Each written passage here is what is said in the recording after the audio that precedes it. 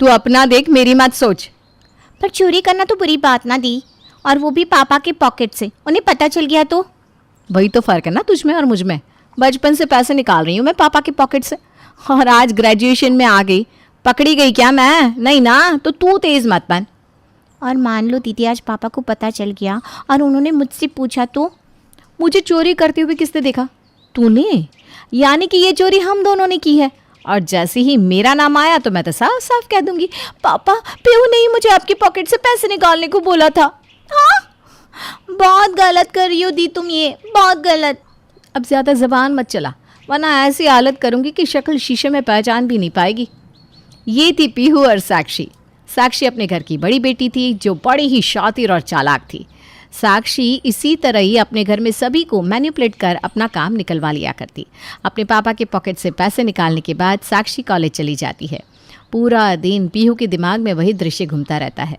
रात को खाने के बाद, ममता जी, आपने मेरी जेब से कुछ पैसे निकाले थे क्या? अरे आज तक कभी आपसे बिना पूछे आपकी जेब में हाथ डाला है क्या मैंने, जो आप डालूंगी? इधर उधर गिरा दिए होंगे आपने पैसे। अरे नहीं नहीं, गिराया नहीं है। मुझे अच्छे से याद है कि आज ही अपने पैंट में मैंने पैसे रखकर उसे दरवाजे के पीछे टांग दिया था। साक्षी दी से पूछे ना पापा, उन्हें पता होगा। आज मैंने उनको आपके बेडरूम से निकलते देखा था। मुझे भी कुछ कहना है पापा, पैसे निकाले थे दी ने। मना किया था ना मैंने तुझे पापा के सामने बताने से, पर बोल दिया तूने, कर दिया सब कुछ सत्यानाश। वो कहते हैं पाप पुण्य जब दाएं हाथ से करो ना तो बाएं को भी पता नहीं लगना चाहिए। पापा, याद है आपको, कुछ दिनों पहले मम्मी की तबीयत ख़राब हो गई थी, तो मैंने भगवान से मन्नत मांगी थी कि मम्मी की तबीयत ठीक हो जाए तो मैं गरीबों को खाना खिलाऊंगी। पर मेरे पास 2000 नहीं थे, क्योंकि मैं तो नहीं कमाती, इसलिए वो पैसे मुझे आपके पॉकेट से लेने पड़े। पापा, जब मेरे पास पैसे आ जाएंगे ना तो मैं आपको लौटा दूंगी। I am sorry. अरे मेरी बेटी हमेशा अच्छा ही करती है। ऐसी कोई बात रहे बेटा तो तू ज़्यादा पैसे ले लिया कर। मैं समझ जाऊंगा कि पैसे सही जगह लगे। और मुस्कुराते हुए साक्षी पीहू को लुक देती है। इसी तरह साक्षी अपने घर पर महान बनने की एक्टिंग करती।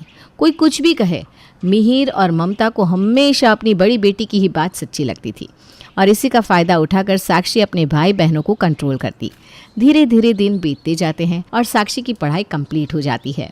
एक शाम एक कंपनी में इंटरव्यू दी है मैंने मम्मी, वहाँ मुझे कल बुला रहे हैं। अरे पर हमारे घर की लड़कियाँ जॉब नहीं करती बेटा। ये कौन सी बात हुई मम्मी? ताऊ जी की बेटी यहाँ 2 बीते कपड़े पहनकर फॉरेन में घूम रही है तो किसी को दिक्कत नहीं है, और मैं घर से नौकरी करने चली जाऊंगी तो आप लोगों की इज्जत चली जाएगी। देखिए सब मेरे सामने कह रही है तू, पर अपने पापा के सामने मत कह देना, वरना न जाने क्या होगा। शाम दाम दंड भेद कुछ भी करना पड़े, अगर साक्षी ने सोच लिया है कि वो जॉब करेगी तो वो जॉब करेगी ही। रात को मिहिर अपने घर आता है। आज तो घर में अलग ही शांति लग रही है, कोई चूंचा भी नहीं कर रहा। कुछ बात हुई है क्या? नहीं जी, आप खाना खाइए, क्या ही बात होगी, तुरंत साक्षी कहती है। वही ना पापा, बात होने में क्या है, आजकल लड़कों को चाहिए ऐसी लड़की जो पढ़ी लिखी हो, नौकरी कर रही हो। भले ही शादी के बाद वो उसे नौकरी करवाए या नहीं, वो उनकी चॉइस होती है।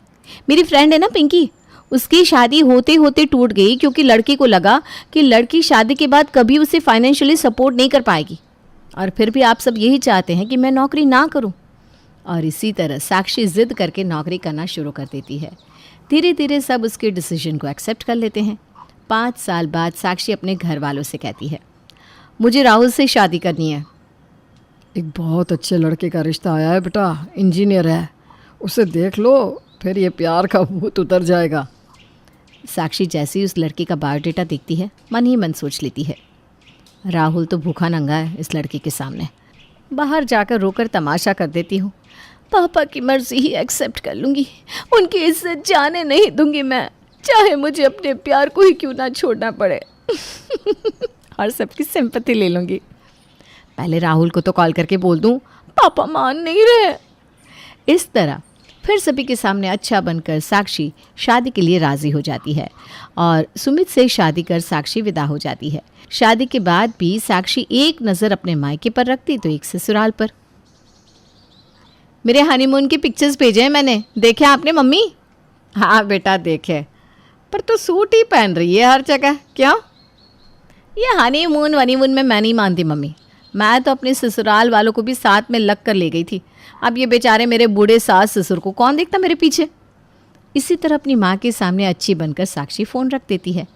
पीहू अपनी फाइल्स लिए अपने ऑफिस जा रही थी। अरे पीहू, देख अपनी बहन की तस्वीर देख। अपने हनीमून पर भी अपने सास ससुर को लेकर गई थी साक्षी। ये होते हैं संस्कार, ऐसे चलता है ससुराल। वही तो बात है ना मम्मी, आपको वही दिखता है जो दीदी आपको दिखाती है। इंस्टाग्राम पर उन्होंने जो पिक्चर पोस्ट की है, देखिए क्या आपने। होता कुछ और है और दिखाती कुछ और है। पर यहाँ तो सबकी आंखों में पट्टी बंधी रहती है ना। छोड़ो, मैं ऑफिस जा रही हूँ, मुझे कुछ नहीं कहना। अरे पता नहीं तुम सबको क्या हो जाता है। एक के करण जो शादी को ही राज़ी होने को तैयार नहीं, और एक तू। अब किसी भी लड़के से शादी कर लो क्या मम्मी? लड़की भी तो उस लायक हो। तेरी साक्षी दीदी को दिखाई थी मैंने पायल की फ़ोटो। उसने कहा लड़की एक नंबर है, सीधी सादी लड़की है, ज़्यादा पढ़ी लिखी भी नहीं है, तो घर अच्छे से संभाल देगी। ये कोई बात हुई मम्मी? दीदी तो खुद शादी के पहले जॉब करती थी, और मेरे लिए ऐसी लड़की ला रहे हो जो पढ़ी लिखी भी ना हो। इसी तरह कुछ महीने और करण के लिए लड़की की तलाश जारी रहती है और उसमें बड़प्पन दिखाने साक्षी अपने मायके आ जाती है। अपने सुपुत्र से कह दीजिए ममता जी, अब ये 2 लड़कियां, इनमें से किसी एक को हाँ कर दे, वरना अब मैं और रिश्ते नहीं देखूंगा। इनके लिए हूर की परियां आएंगी क्या? करण, क्यों पापा को परेशान करते हो? मुझे तो जो एक लड़का दिखाया गया था मैंने उसी में हाँ कर दी। जिससे शादी करनी होती है ना, वो इतने ड्रामे नहीं करते। चल जल्दी जल्दी हाँ कर, फिर पीहू का भी नंबर है। और आखिरकार करण सीमा से शादी करने को तैयार हो जाता है। सीमा बहू बनकर अपने ससुराल आती है। घर आती ही सीमा झुककर सभी के पैर छूती है। अरे वाह, सबके पैर छुए गए पर ननद के नहीं। हमारे घर के तो ये संस्कार नहीं थे मम्मी। खैर मुझे क्या, मुझे कौन सा यहाँ रहना है। मैं तो बस शादी की रस्मों के लिए 2 दिन के लिए यहाँ आई थी। माफ़ कीजिएगा दीदी। सीमा झुककर अपनी ननद के पैर छूती है। अब क्या, संभालो अपना घर, मैं चलती हूँ मेरे ससुराल। वो क्या है ना मम्मी, वहाँ मेरे बिना कोई कुछ संभाल नहीं पाता। सीमा अपने ससुराल में एडजस्ट हो ही रही थी कि साक्षी फिर अपने मायके आती है और आते ही अपनी माँ के कान भरने शुरू कर देती है। अरे मम्मी, ये सीमा रोज़ 8:30 बजे उठती है क्या? वो क्या है ना बेटा, तेरे पापा को 11 बजे तक दुकान जाना होता है। प्रेम भी देर से निकलता है। पीहू तो अपना टिफ़िन खुद ही बना लेती है, तो मैंने भी सीमा पर कोई प्रेशर नहीं डाला। वो कभी भी उठे, हमें तो अपना काम होने से मतलब है। ठीक है मम्मी, मेरी शादी होते ही लग रहा है पूरे घर की काया पलट हो गई है। मुझे तो 7 बजे से ज़्यादा तुम लोग सोने ही नहीं देते थे। कहते थे लेट तक सोओगी तो कैसे शादी होगी। पर सही किया मम्मी, तुमने मुझे जल्दी उठने की आदत लगाई तो मेरा ही भला हुआ। मेरे ससुराल में तो लोग 6 बजे तक उठकर नाश्ते के लिए भी बैठ जाते हैं। कुछ देर बाद सभी नहा धोकर तैयार होते हैं। रसोई से बाहर सीमा ट्राउज़र और टी-शर्ट में आती है और सभी को खाना परोसती है। ट्राउज़र्स में अपनी भाभी को देखकर साक्षी बोल पड़ती है। भाभी को अपनी शर्ट और ट्राउज़र पहनने को अलाउ कर दिया? पापा, हमें तो आप शॉर्ट कुर्ती भी नहीं पहने देते थे। हमारे साथ कुछ गलत हुआ है, इसका मतलब ये नहीं ना दी कि सबके साथ ही गलत हो। वैसे भी इन कपड़ों में बुराई क्या है? बुराई तो क्लब जाने में भी नहीं है, तो मतलब क्या हम क्लब जाना शुरू कर दें? खैर मुझे क्या, मम्मी आपका घर है, आपकी बहू है, आप समझिए। मेरा नाश्ता हो गया है मम्मी, मैं निकलती हूँ, आज मेरी बहुत इंपॉर्टेंट मीटिंग है। ये कहकर पीहू अपने ऑफिस चली जाती है। उस वक्त जब मैंने ऑफिस जाने के लिए पहला कदम बढ़ाया था तो कैसे सब मेरे अगेंस्ट हो गए थे। आज देखो, आप खुद अपनी बेटी को ऑफिस भेज रही हो मम्मी। वैसे कितने बजे तक आती है पीहू? मैं सोच रही थी कि हम सब मिलकर शाम में मेला घूमने जाए। पीहू तो बेटा अभी निकलती है तो रात के 9-10 बजे घर आती है। न जाने क्या क्या बदलाव देखने को मिलेगा मुझे यहाँ।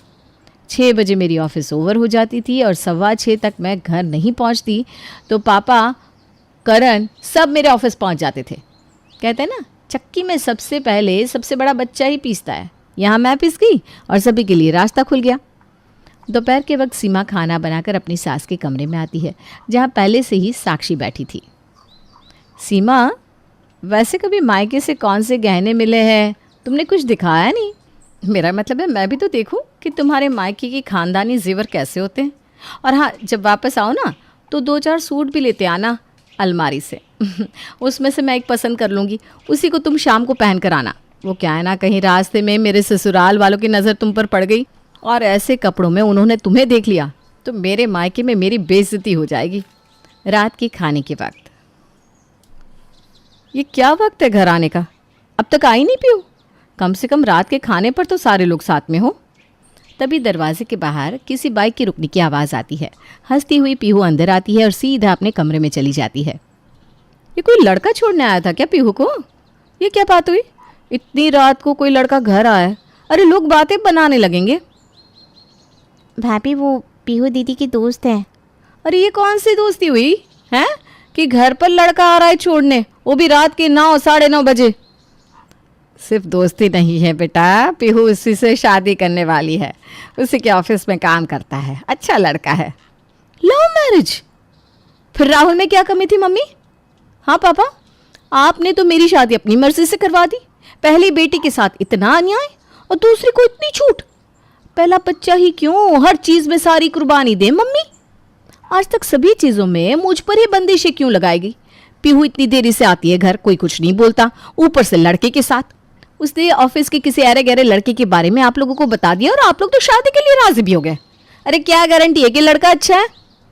साक्षी मन में ठान लेती है कि वो अपनी छोटी बहन की लव मैरिज होने ही नहीं देगी। उसी रात जब पीहू आराम से सो रही थी, साक्षी उसके फ़ोन से उसके बॉयफ्रेंड का सारा डिटेल निकाल लेती है। ओह, प्रेम नाम है मैडम के आशिक का, प्रेम चौधरी। पूरी रात साक्षी प्रेम के बारे में इधर उधर डिटेल्स निकालती रहती है। अगली सुबह अपने पैर पर पैर चढ़ाकर सोफे पर आराम से साक्षी बैठ जाती है और धीरे धीरे सभी के उठने का इंतज़ार करती है। प्रेम नाम है ना उस लड़के का मम्मी, जिससे पीहू शादी करना चाहती है। हाँ, बेचारे की किस्मत देखिए, कैसा लड़का मिला है बेचारी को। एक साथ में 4-4 लड़कियां घुमाता है। देखिए ना, फोटोज़ देखिए। साक्षी प्रेम की फेसबुक से पिक्चर्स निकालकर अपनी माँ को दिखाती है। हे भगवान, सही कहा बेटा तूने, हर बार किसी अलग लड़की के साथ फोटो छी छी छी छी। ऐसा करके साक्षी अपनी माँ को प्रेम के खिलाफ भड़काने में कामयाब हो जाती है। 2 घंटे बाद तैयार होकर पीहू अपने कमरे से निकलती है। उसे देखते ही ममता कहती है, ऑफिस काम करने के लिए मैंने भेजा था तुझे, या नैन मटक्का करने के लिए? उसी लड़के से मिलने जा रही है ना तू? कोई ज़रूरत नहीं है जाने की। ये सब क्या बोल रही हैं मम्मी आप? अरे जो लड़का 10-10 लड़कियों का है, वैसे लड़के से शादी करनी है तुझे? देख इन फोटो को। मम्मी ये फ़ोटोज़ तो प्रेम की फ्रेंड है। ये बच्चे ना मम्मी समझती ही नहीं है। मम्मी ने आज तक तुझे कुछ करने से मना किया है क्या पीहू? जो कह रही है तुम्हारे अच्छे के लिए कह रही है ना? पर नहीं मम्मी, इसमें ना पीहू की भी गलती नहीं है, उस लड़के ने ही ये सब इसके दिमाग में भरा होगा। ये सुनते ही पीहू का खून खौल जाता है और वो दहाड़ती हुई कहती है, चुप, एकदम चुप। बचपन से हमारी खुशियाँ खाकर पेट नहीं भरा क्या तुम्हारा दी कि हमारे घर की शांति खाने आ गई? अपने दिनों में क्या नहीं किया तुमने? सारी अय्याशियाँ तो करके बैठी हो और मेरे वक्त में सिद्धांतों की देवी बन रही हो। मेरी जुबान मत खुलवाओ। अरे ये सब क्या बकवास कर रही है तू? बकवास नहीं कर रही हूँ साक्षी। वाह, देखा मम्मी, बस अय्याश की जुबान बोलने लगी है तुम्हारी बेटी। दी कहने के तो लायक तुम हो ही नहीं। तुम जैसी ननदें होती है जिसके कारण परेशान होकर बहुएं घर छोड़कर चली जाती हैं और बदनाम होती हैं बहुएं कि अरे भाई कैसी बहू आई कि उससे अपनी 2 दिन की आई ननद भी बर्दाश्त नहीं हुई। कोई ये नहीं देखता कि उन 2 दिनों में उस ननद ने 200 टन जितना जहर घोल दिया है मायके वालों के कान में। 24 घंटे तुम्हें सीमा भाभी के लाइफ में उंगली करनी है। अरे भाई वो इस घर की बहू है, तुम विदा हो चुकी हो, तो अब तुम यहाँ दादागिरी करना छोड़ दो और अपनी आंखों के सामने से पर्दा हटाइए मम्मी। घर के हॉल से आ रही आवाज़ों को सुनकर सभी वहाँ इकट्ठे हो जाते हैं। पीहू को आवाज़ उठाता देख करण को भी हिम्मत आती है। मम्मी को कुछ बोलकर फ़ायदा नहीं दी, क्योंकि उनको तो कभी साक्षी दी बुरी लगेगी ही नहीं। 2 रूप जो लेकर चलती हैं ये। आज तक जब भी हुआ दीदी ने मेरा फ़ायदा उठाया और अब सीमा को भी जीने नहीं देती। हाँ मम्मी जी, आपको मैंने अपनी माँ जैसा माना क्योंकि आपने मुझे कभी पराया महसूस नहीं करवाया। पर दीदी एक मौका नहीं छोड़ती मेरी जिल्लत करने का। आज तो मैंने सोच लिया था कि मैं अपने मायके ही चली जाऊंगी, पर शायद भगवान ऐसा नहीं चाहते थे, इसलिए पीहू दीदी के रूप में उन्होंने ये सारी बातें उनके मुंह से उगलवा दी। ये सब क्या बोल रहे हो तुम सब? वही जिस पर आप सब और मम्मी कभी भरोसा नहीं करेंगे। बचपन से ही साक्षी दीदी ने अपनी मर्जी की ज़िंदगी जी, जो करना चाहा, यहाँ तक कि जीजू से शादी भी उन्होंने अपने फ़ायदे के लिए की।